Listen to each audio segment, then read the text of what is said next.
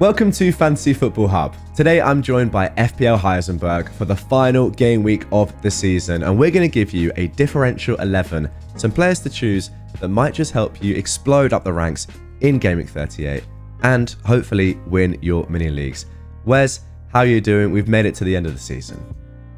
Yeah, I'm doing good, mate. And yeah, you're right. We've made it to the end of the season, and now we've got the very tricky game week 38 coming up. That's going to be, usual FPL strategy when you're in, say, game week 18, you're planning for 6 game weeks ahead, blah, blah, blah, all that sort of stuff. It's just out the window. It's a 1 game week punt.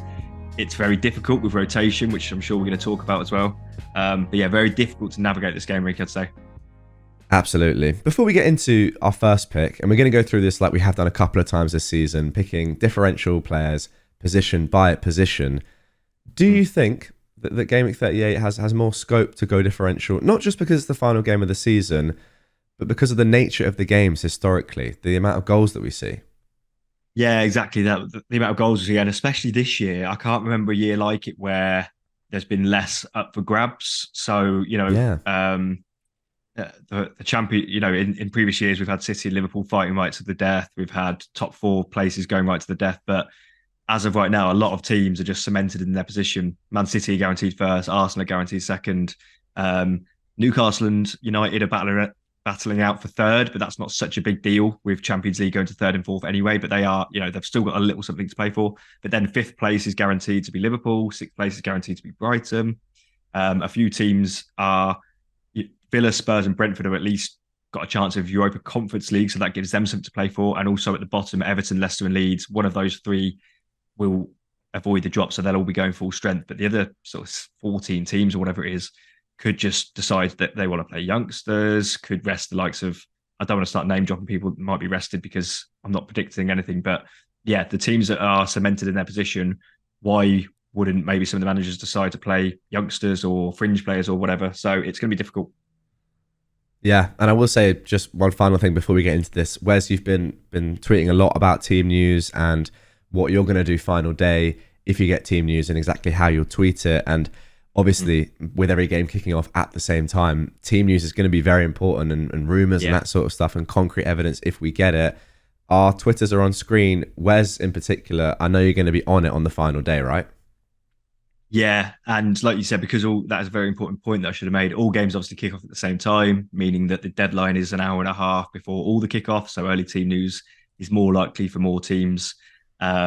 And yeah, there's a few people you can trust, but obviously watch out for dodgy team news. I've got some people giving me some reliable stuff that I'll be tweeting on my page. So yeah, check that out, and I won't be tweeting anything dodgy, or there's some joke accounts that try and spread some fake news for a laugh. But yeah, avoid those. Okay then, mate. Without further ado, here it is. Blank team on screen. Gonna let you go, jump in, go with whatever position you want, whatever player you want. Hit me. Okay, I'll go with goalkeeper. And again, it's sort of thinking with teams with something to play for. You could make a case for other players, but I'm going to go for De Gea. Really good clean sheet record, especially at home. And I think he's got the most clean sheets of any goalkeeper. United in particular over the last 10 weeks or so have got a lot of clean sheets, and even away at Brighton when they did concede, that was only last minute, and he has the potential for save points. So yeah, decent differential shout. A home fixture against Fulham.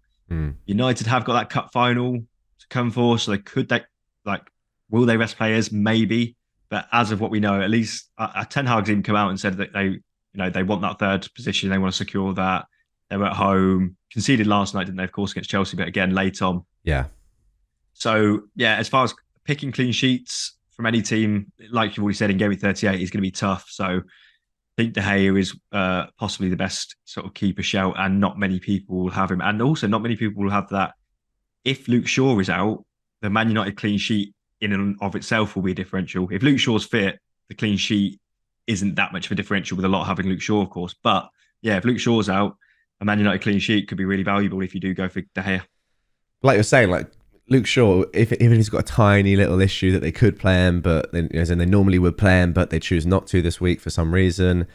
Well, as in because they have the cup coming up, they just want to be safe. Whereas someone like De Gea, with no injury concerns, they might just say, okay, we want to keep the freshness up. Obviously, a week after that until the final anyway. So, would you really want to rest someone for 10 weeks?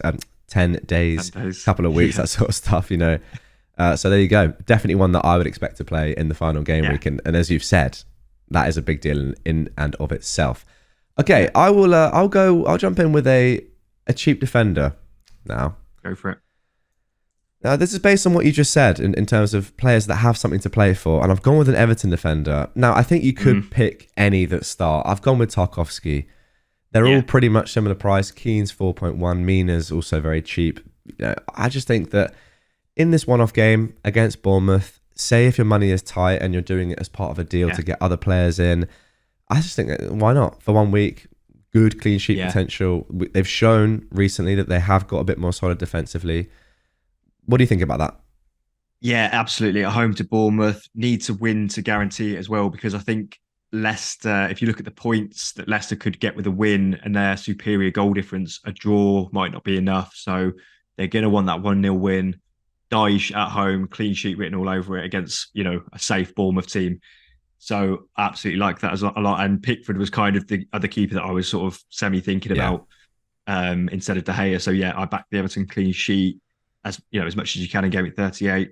And I think with someone like Yerry Mina scored against Wolves, didn't he? But I do feel like Tarkowski is still the main threat for set pieces. He's the best aerially, most nailed on to, he's going to play, isn't he? If I was to pick an Everton defender, it would be Tarkowski. A little bit of goal threat, decent clean sheet threat this week, and a humongous differential.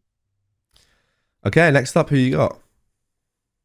So I'll go for a midfielder actually, and I'll stay with Man United. When I was initially planning for this video over the last few days, I had Anthony down, but obviously he got injured last night. Yeah. But that makes someone like Sancho more nailed. We saw him get an assist last night. He provided a literal tap in for Martial. He did so well. He created a lot of chances, I think it was, which is why he did well on the bonus system, leading to, with just the one assist, I think he got either 1 or 2 bonus points. He's not the biggest goal threat, but with, like I said, with that Anthony injury, with maybe them wanting to wrap someone like Rashford in cotton wool, I can see Sancho playing, and they're going to be wanting to go for the win to secure third place and stuff like that. And like I said, decent assist threat, maybe a goal if you're lucky. I'll go for Sancho for the first sort of, again, uber differential. Very nice. Yeah, according to the Hub's algorithm, only predicted to score 3.8 points. However, I think with the information that we have now, given the Anthony injury and a lot more confident that he'll start, that does seem a little low to me. I think he's actually a really good shout. And a one-off week, why not do really well? I like United because they still have that game to prepare for, whereas everyone else is kind of chilling, the mid-table teams. This is their last game of the season. Yeah. United have to play with a little bit of seriousness, don't they? Yeah, exactly. They're going to want to keep their momentum going, and they're going to want to secure third place because extra prize money and extra, just better, if you've got a chance to finish third over fourth, you might as well go for it. Absolutely. I think Sancho could do well. Like I said, I do like to pick midfielders with a little bit more actual goal threat, but if he's getting in those positions, he could have actually scored that. The assist he created for Martial was in a great position to score, but he passed it. So he could be a bit like Mesut Ozil used to be, passed a little bit too much maybe. But still, you get assist points. And it's a decent return. If you get an assist and a clean sheet for Man United, it's at least 6 points for Sancho, which you'd take at this point. Indeed. Okay. I want to go with someone that is a differential and will remain a differential. However, they seem to be the flavour of the week, which I understand. It's Eze in midfield. Yeah. Now, interestingly, Palace don't really have anything to play for apart from, I guess, just in front of their own fans at home, final game of the season, could be Hodgson's last game, that sort of stuff. However, since Hodgson has come in, this man's been unbelievable, and the team in general has been very good. And this isn't the last Palace player that's going to be appearing in this team, I will say. And there's a reason why a lot of people, I guess, in our sort of spheres on Twitter and the engaged managers and people watching this video are looking at someone like Eze for the final week. Could be Hull potential, Nottingham Forest at home, who are safe. Absolutely, and that's another thing I should have said right at the start about Gameweek 38. I do like home. We always like home fixtures in FPL anyway, but I think especially in Gameweek 38 because there is that pressure to perform for your fans on that last day of the season, whereas the away team doesn't really have any pressure really. Yeah. If they're safe in the league, an away fixture, the manager can mess around a little bit, doesn't matter. Whereas, yeah, Palace at home, there's no reason to rest players. I imagine Eze will start. He's been a shining light for Roy Hodgson. So, yeah, I think and it's interesting you said about him maybe not being maybe in the top 100K by the time the game week deadline comes. Maybe he will be in, I don't know, 20% of teams or something. Just a guess, I don't know. But even still, it will be a reasonable differential in the overall ranks. If he does well, it is going to result in, those points he gets you will get you up the leagues. Whether or not, if you're just battling out with one person in a mini league, and maybe if you're second and the bloke and the guy ahead of you in first, if you can sort of second guess him that he might go to Eze, this is where it gets a little bit, overthinking maybe, but that could happen. But he is still, if we're talking about gaining an overall rank, which is all we can really do on these videos, then Eze will gain you rank for sure. And even if you're wanting some sort of captain punt as well, if you want to avoid the likes of, Haaland, who might be rotated, Bruno and Rashford have got a good fixture but might be rotated. Even someone like Salah, Liverpool, nothing to play for. Who knows? He might not definitely start. So those sort of main captain shouts might not be the best ones this week. And maybe it is Eze at home to a safe Nottingham Forest. And Forest have been pretty awful away, haven't they? They've been much better at home. So they've been terrible away. And now with nothing to play for, I'm thinking, they might just continue to be horrible. Who knows? It could set them free being safe. But Eze predicted to score 5.5 points. That's the highest we've seen so far. Yeah, and Eze's got that form as well where, some of the differentials we're talking about, we're kind of gambling on them coming good for their fixture or whatever. But Eze's actually got that genuine form, and he's only really differential because of how the double game weeks have panned out. So, for example, I would have loved him. I put him in my free hit team in 32. I'd have loved to have got him into, at that point for the last 6-7 game weeks of the season. However, I was prioritising moves to double game week players, so I just couldn't find space to bring Eze into my actual team. But yeah, if there was in another world, if there was no double game weeks the last 10 game weeks of the season, he wouldn't be differential right now. He'd be very, very popular. Very, very true. Okay, who have you got next? Let's go back to a defender then, and I'll go for Castagne. Nice. Castagne. Yeah, I think I said that wrong. Leicester at home to West Ham. Leicester need a win. Leicester are traditionally pretty awful defensively. We know that, but they did manage to get a clean sheet against Newcastle. Although Newcastle did hit the woodwork a few times, so bit of a lucky one. Will they get a clean sheet in game week 38? It's hard to call any clean sheets, isn't it? But again, with Leicester, we get if we go back to what I said at the start, there are 6 teams with something to play for, and Leicester's one of them. And especially, the relegation teams really have something to play for. That's like majorly important. So they're going to go full strength. Castagne gets forward in attacks. Leicester can't afford to draw the game, so Castagne will be flying forward to try and help the attack. He was the one who nearly scored the goal away at Newcastle in the last minute. He has, at certain stages this season, produced goals and assists as well. So yeah, it's one of those players that could just be, maybe Leicester scrape a 1-0 win and it's a Castagne goal, 15-pointer. It could be one of those sort of things. So yeah, like I said, I'm fully aware of how bad Leicester are defensively, but it's a punt, it's a differential with the attacking upside that Castagne offers as well.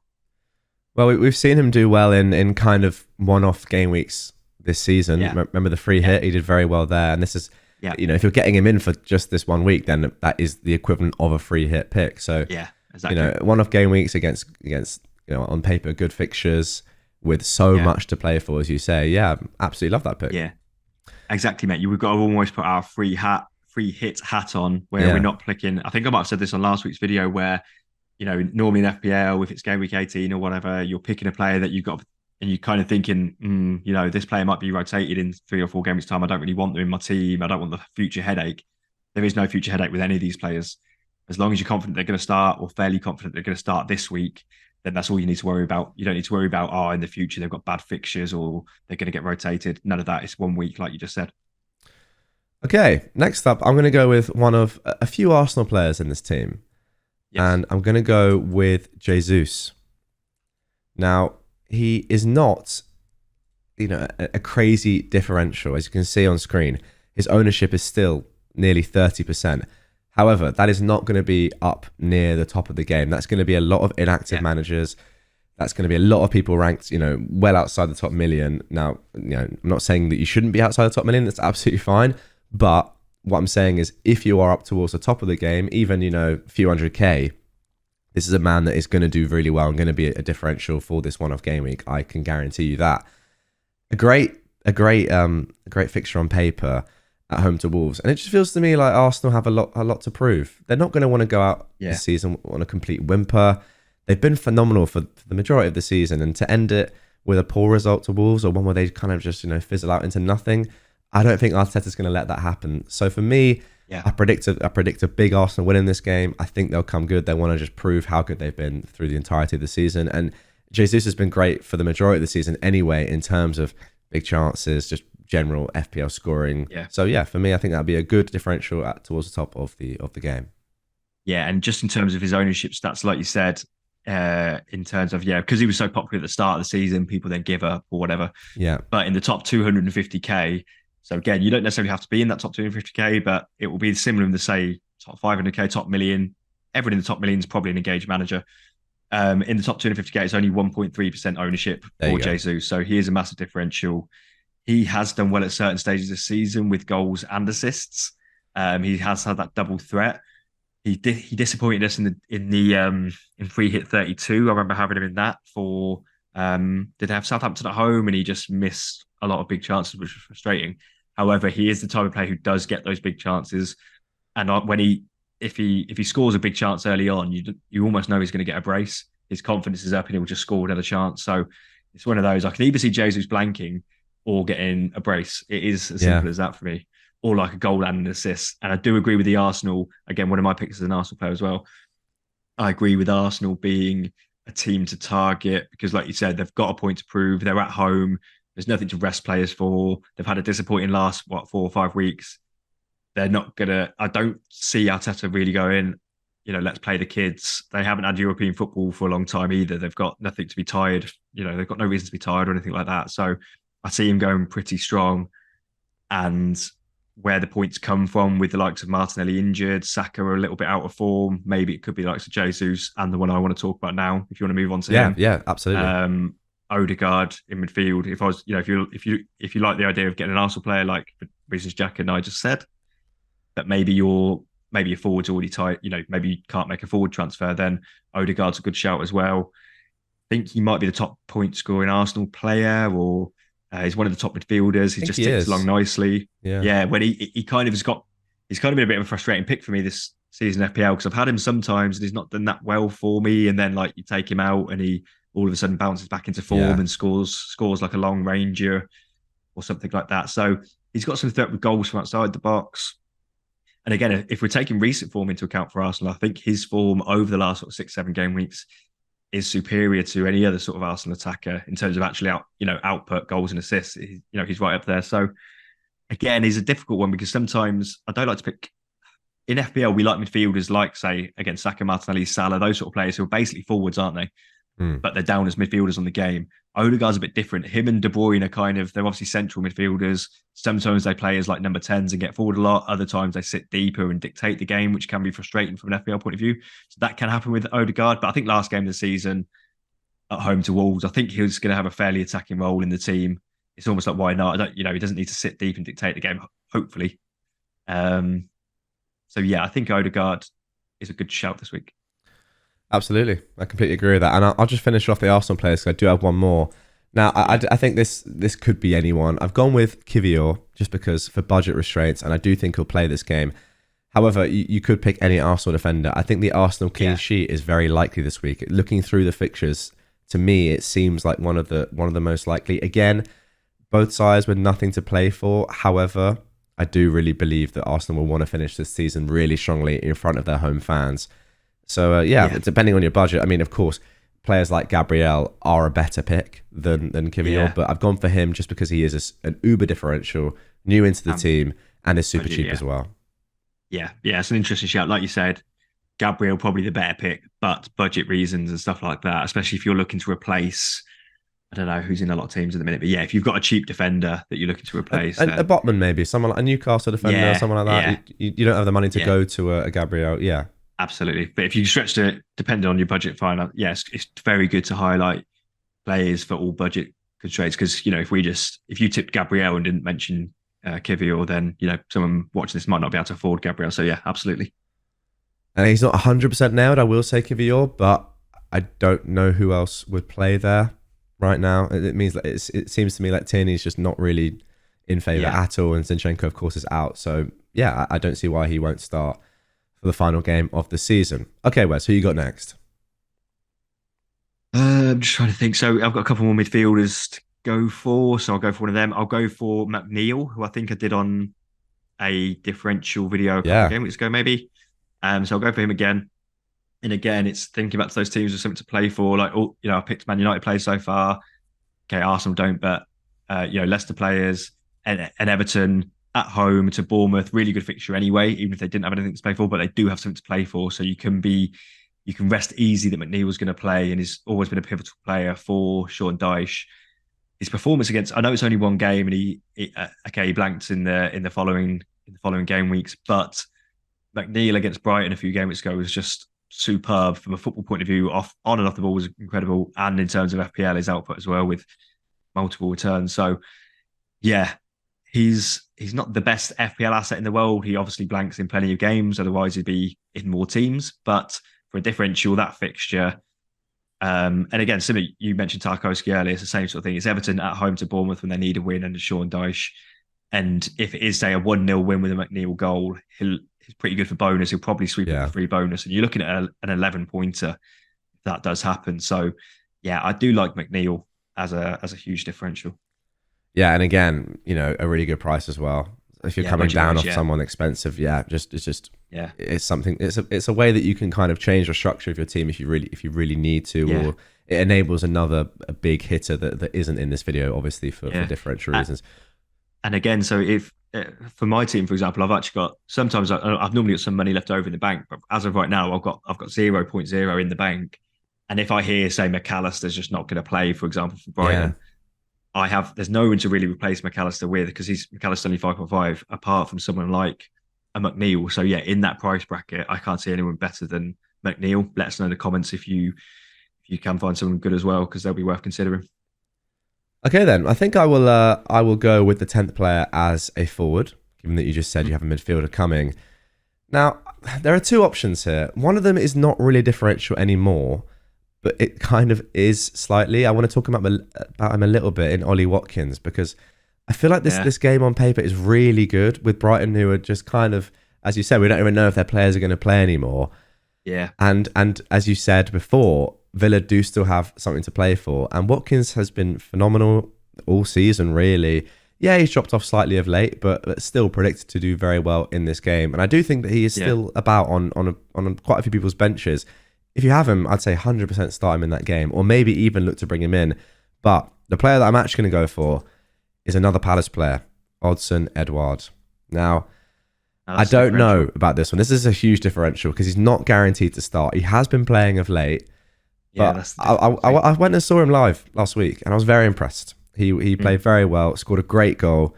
And once again, as we've already mentioned with Eze, I really like that fixture on paper. Forest at home, final day. Could be a goal fest.